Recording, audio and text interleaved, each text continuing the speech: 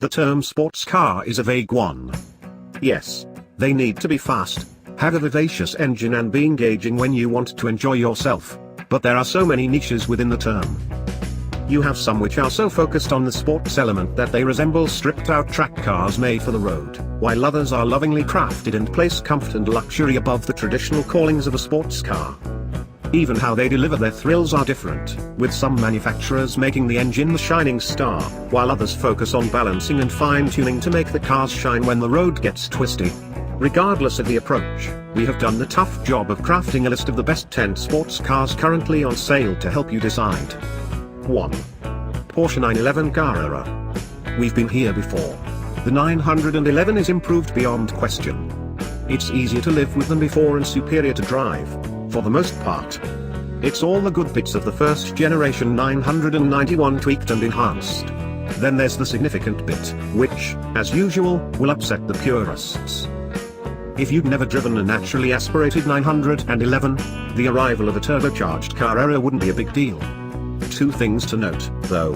First, like moving to water cooling and electric steering, it's inevitable and we'll get used to it. Second, this is still a good engine and it's in the best sports car. 2. Jaguar F-Type. The F-Type shows that Jaguar can produce a car of true sporting specialism as well as any German manufacturer. It's a machine of incredible allure, and, like the E-Type was, it's great value.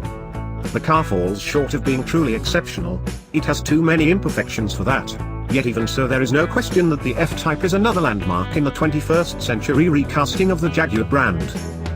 It's an inspired car, but it's not encumbered by its maker's sporting legend. It may not be perfect, but it is wonderful. 3. Lotus Evora. Lavish the Evora is not, and even in a car of such undoubted ability, we think today's customers demand more. That said, there's no car on sale today with superior dynamic ability. The Evora is a benchmark and an object lesson in how to make a car handle, ride and steer. It could even take a lot more power than the 410 bhp it's currently allowed. Compromises elsewhere, though, mean that ultimately the Evora remains a car for the handling purist. That's fine for a second car or a set of weekend wheels, but more difficult to justify when you're talking about a £70,000 plus GT model. 4. BMW i8. The i8 is one of the most compelling cars we've tested in years, not only because of its fascinating powertrain and unusual but appealing dynamics, but also because of how exquisitely finished it feels as a product, both inside and outside, and how easy it would be to live with. That its dynamics fall short of the best we'd expect of a sports car, the balance is even the touch off for a GT car, is ultimately a minor drawback. The i8 will pinch sales from the 911, no doubt, but the Porsche remains far better to drive. 5. Nissan GT-R. However long in the tooth it has become, Godzilla is in rude health. If speed is what you want, nothing does it better below £100,000. But then speed probably isn't all you want in a modern sports car. Nissan knows this.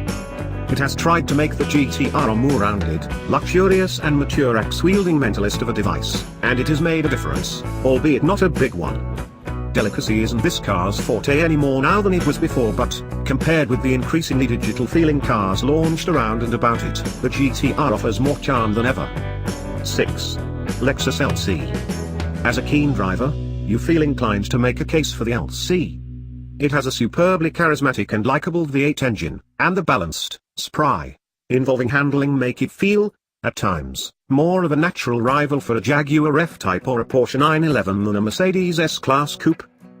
It seems large, heavy, leaden-footed and a bit cumbersome on the road at times too, so you never quite escape a feeling of ambivalence towards the car. Ultimately, depending on how much you're moved by its virtues or irked by its shortcomings, this car is either a bit of a rough diamond or the dreaded curate's egg. For us, it's much closer to the former. 7. Chevrolet Corvette Stingray.